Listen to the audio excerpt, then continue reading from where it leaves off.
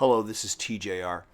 It's been 1 week since the broadcasting of Twin Peaks: The Return finale. And since then, and since making my initial reaction video, I've thought a lot about the finale. I've read a lot about what others have had to say too, including your comments, which I very much appreciate being able to read, and I apologize if I'm not able to get back to everybody on their comments. As I said in my initial reaction video from a week ago, I do not regret 1 second of watching this series. But I would be lying if I didn't admit to some level of disappointment and dismay with the finale. And this is because everything I had read leading up to this series was that this was it. This was the final word on this series. And while I didn't expect all mysteries to be solved by the ending of this season, I did believe I would get more closure, or more real closure, than I got. And what I mean by real closure, the motion picture Fire Walk With Me didn't answer everything, but it did provide some real closure for me at the end. The film was about a young girl, Laura Palmer, who finds herself falling into an emotional abyss of sadness, hurt, and self-destruction, and loathing, and who thought she didn't deserve love, and who thought no one would be there to catch her when she did fall. And then at the end, she sits in the netherworld with Agent Cooper. She sees the angels and realizes that she was always loved, and that the angels never left her, and that they were always there for her. And I found the film to be very spiritually moving, even though it didn't answer a lot of questions about what happened in the series. So like this movie, I didn't expect everything to be answered, but I did expect more of a sense of closure. So I want to share some observations that I've made since that time. Now, the first thing I should mention is that when I first watched the series finale, and when we finally came to that closing scene where Laura screams and the lights go out in the house, it wasn't until the next day, through reading other people's, comments on the series, that I've heard that apparently you can hear Sarah Palmer say Laura calling out her name the way she did in the original first episode. I went and replayed it, and then I could hear it this time. So I do want to point out that I did not hear that on the first viewing, and I think that's important to note. After the real Diane is set free and the evil Cooper is vanquished, Agent Cooper goes back through time to the night of Laura's murder, and he tries to prevent that. He stops Laura and says, "I'm going to take you home." And as he's walking her, there is this chirping sound. And I don't know if you noticed it the first time you watched it, but it's the same chirping sound that we hear in the very first episode, in the very opening scene, where the giant is telling Agent Cooper, listen to the sound coming out of the gramophone record machine. And it's that chirping sound. This is also where he tells them, remember 430 and remember Richard and Linda. And it isn't until that very last episode that we find out that 430 means 430 miles, which is the sort of the nexus point that Agent Cooper and Diane are driving to on that highway before they're about to cross over. We also find out that Richard and Linda, of course, is Agent Cooper and Diane after they cross over. So the real question is, where did they cross over to? It's interesting to me that a lot of people somehow thought that when Agent Cooper tried to stop the murder of Laura Palmer, that he somehow changed a timeline, and that's explained why they were suddenly in this different place. I don't think that's the case at all. Agent Cooper failed in his attempt to save Laura Palmer by going back through time. And I'm not sure how the chirping sound fits in. The giant told him to remember the sound, but it has something to do with why he failed. He comes back out of the other realm that he is taken to by Mike, the one-armed man, prior to going back through time, and Diane is waiting for him. Then, of course, we see the two of them driving in the car together, going down that highway. She asks him, "Are you sure you want to do this?" And that it might all be different once they cross over. And he says, "I know." What I believe has happened here is that they have crossed over into the doppelganger universe. This is the universe where the bad Cooper came from. And this suddenly got me to thinking. Bad Cooper was very headstrong about finding those coordinates that would take him to Judy or Jowday. He obviously felt like it was his mission, in the same way that it was the mission of Agent Cooper and Gordon Cole to do the same. And this got me thinking. Perhaps Bad Cooper was Richard.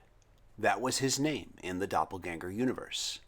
And perhaps Richard, or Bad Cooper, wasn't always bad. In fact, maybe he was a lot like the way we saw Dale Cooper become once he crossed over, after he woke up the next night in the motel room.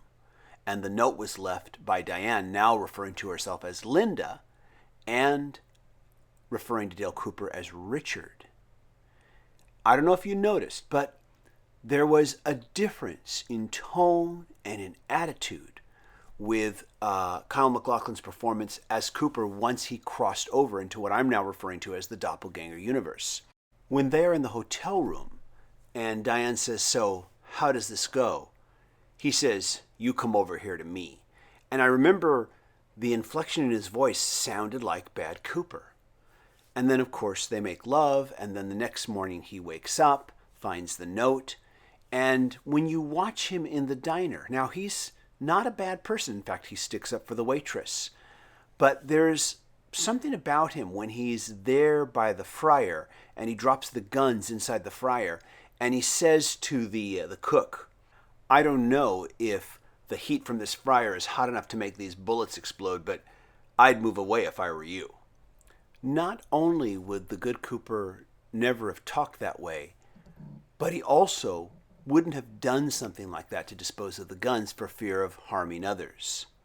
One online commentator referred to this version of Cooper as the Gray Cooper. And as I watched this the first time, I really felt like he was kind of like almost a merging of the good Cooper and the bad Cooper, but he was still basically good at his core.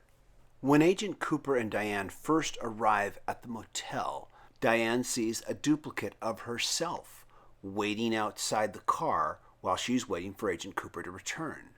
This also reinforces to me the idea that this is the doppelganger universe. And this is reinforced again once they're back at the hotel making love.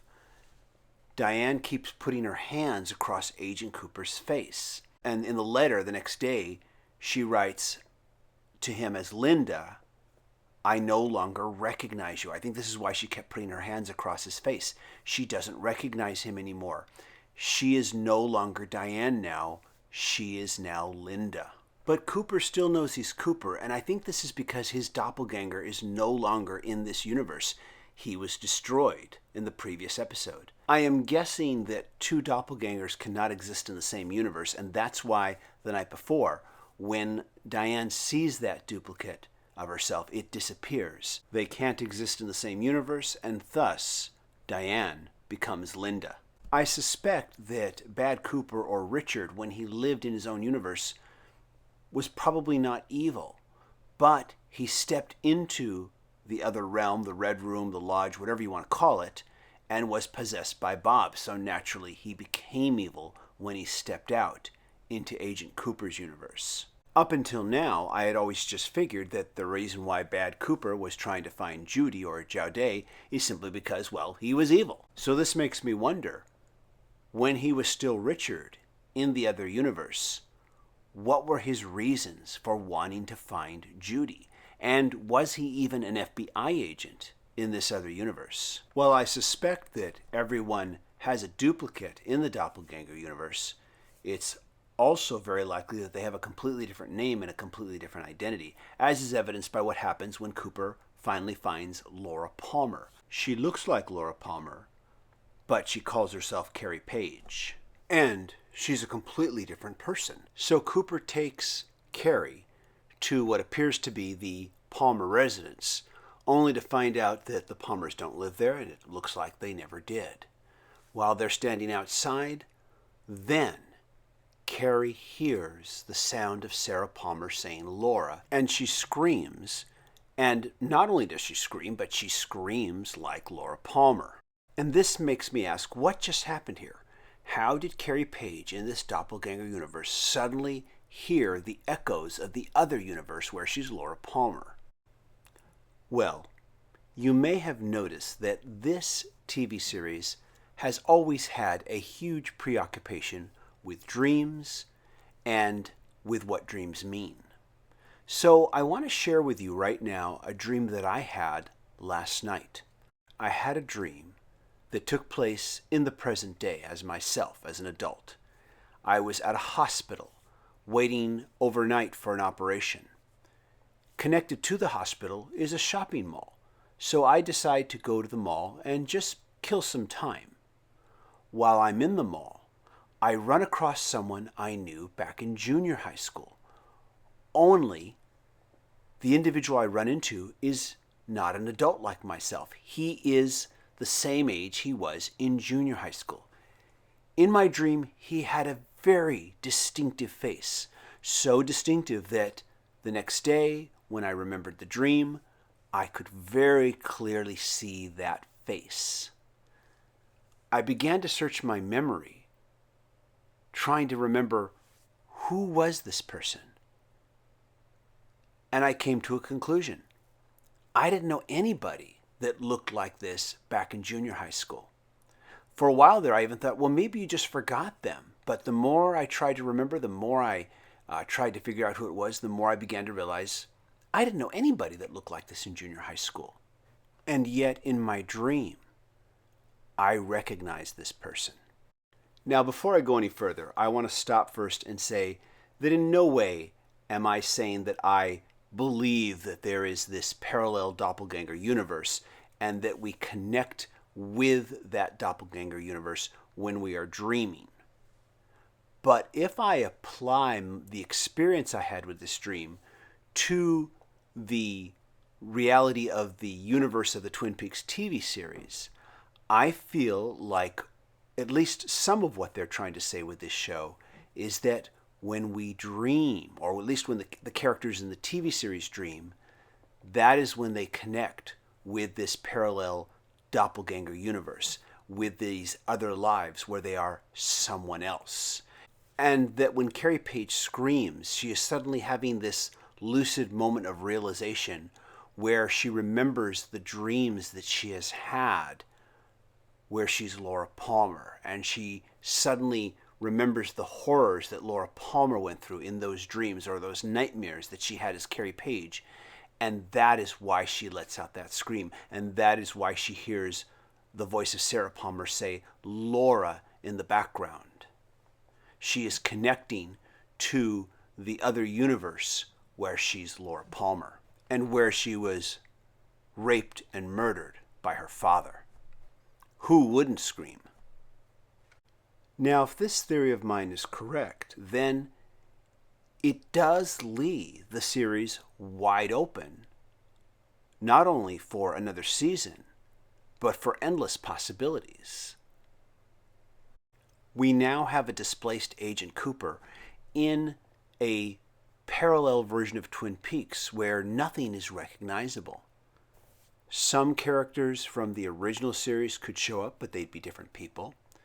And characters from this new season that we've just had could also reappear, but once again, they'd be completely different people. If in fact there is a new season of Twin Peaks The Return, you now have nothing but blank slates with which to start.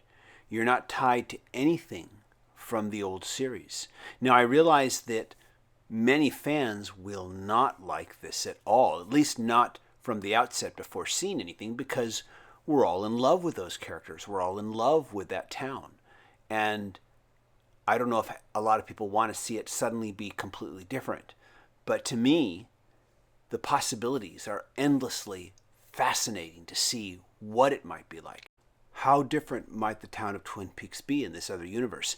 How different might the characters be? And yet at the same time, how much the same will they be? I have for some time now been suspicious to the idea that the creators of this series have been secretly planning to do another season of Twin Peaks: The Return. And if this is the case, then this particular story path makes a lot of sense because it gives them an unlimited amount of elbow room to go in any direction they want. And it also makes a certain amount of practical sense too, in case certain actors aren't available or in case certain actors pass away.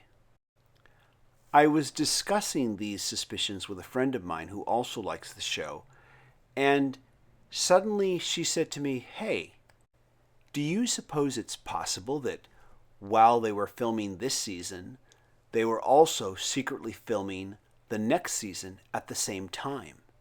Well, once again, anything's possible. But this did make me think about the fact that initially this show was supposed to come out in 2016 and then didn't come out until 2017. I just figured they were taking their time. But who knows?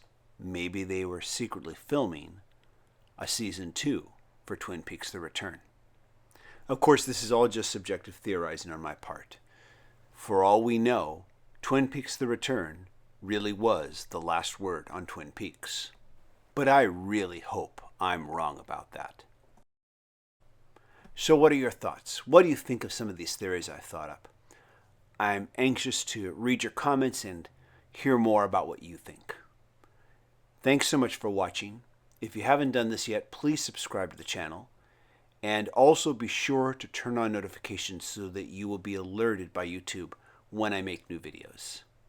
It's getting late now and I have to go to bed and dream about other lives and other universes. Take care, everybody, and be sure to save a slice of cherry pie for me.